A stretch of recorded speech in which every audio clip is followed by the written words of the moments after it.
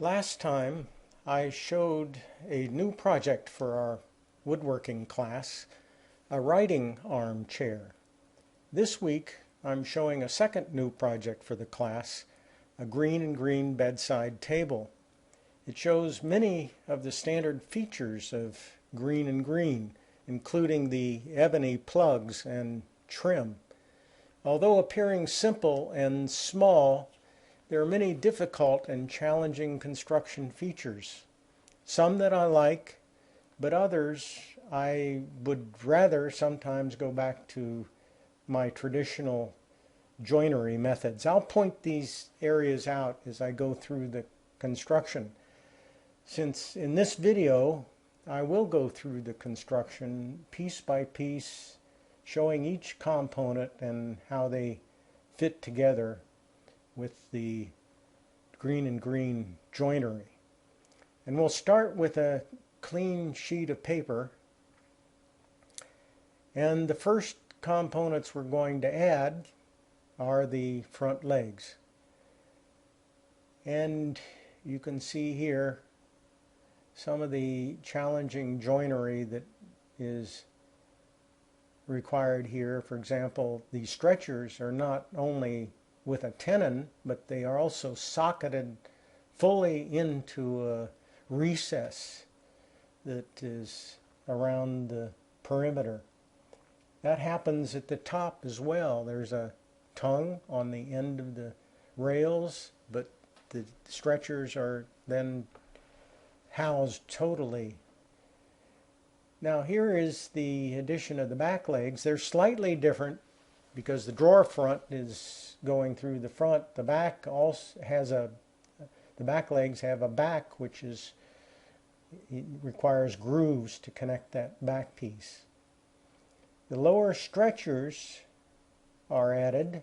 They have a recess, a rabbet around the inside perimeter to house the bottom shelf. I'll pull this rail out. We can look at it more closely. Notice that the tenon is offset center to get as much length as possible into the insertion of the legs. Then the bottom is set in on top of the rails. It's not glued. These little ears that are dovetailed in have a screw and hold them in the center, and then there's space, gap around the perimeter to allow for expansion and contraction. Okay, the next layer are the mid rails, very much like the bottom rails, again fully housed with tenons. I'll pull one out. Offset tenons, getting that extra length. They have a 45-degree cut on the ends to also add some length to the tenons. And then they have a groove in the top face in which the sides insert and fit into. The sides and the back piece are now added, and they're a complicated piece just by themselves. I'll pull one out. There's a tongue on the outside face, and then tongues on the top and bottom edge that fit into the rails. So that's going to present some difficult challenges in the gluing up assembly process in the shop. The ebony trim is then added, and these are mitered joint pieces, a frame that's placed in the corner. I'll pull one of these frames out, and they are mitered at the end, very thin pieces, and there's a cove molding cut on the inside. It's hard to see as it in this all black coating.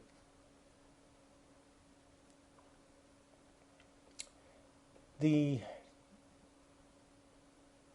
The top rails are laid in to the top. They're not dovetailed. There's a little tongue that goes into the top of the leg, but again, they're housed, and there is a groove in the bottom face to hold the sides and the back into place. I've just added the drawer runners. This is one of the parts that I don't like about the design. I like to house my drawers with runners and kickers and all the way around all four ends of the drawer. Here we have a center rail only, which I think is inferior. But anyway, more on that later. Here's the top without the breadboards. You can see the joinery to fit up with the breadboards, the tongue and the tenons, and then adding the breadboards, which are not glued, maybe a little bit in the center. They're screwed in from the outside edge of the breadboard, and a movement is allowed by not gluing and also adding some space for the screws to work back and forth. I'll turn on X-ray. Here you can see the joinery inside the breadboard. So there's a channel here for the screws. Also, the four corners have screws vertically down into each of the legs to hold the top assembly into the carcass. The drawer is then added. Let me pull one of these out. I was surprised to learn that Greene & Greene typically did not use dovetail joints for their drawer construction. Rather, this kind of a tongue, I don't know what you call it. It can be, I think it's a little bit of a weaker joint and can break because of the grain direction if you're not careful about how it's put together. Then the guide in the middle of the drawer, and then the handle is very nice and has beautiful shaping on the front edge. There's a rounded shape, and then on the back edge is this cove cut it feels good when you're pulling the drawer out. Works quite well. And last, we have the ebony plugs that hide wood screws or pegs in some cases. Here it's hiding the wood screws that go down into the top of the leg, and shaping the top of these in the shop is done in different ways. I have my own way of doing it. This will be fun to work out in our class to see how many different ways we can do it, and we'll, I'm sure, have fun with all the challenges.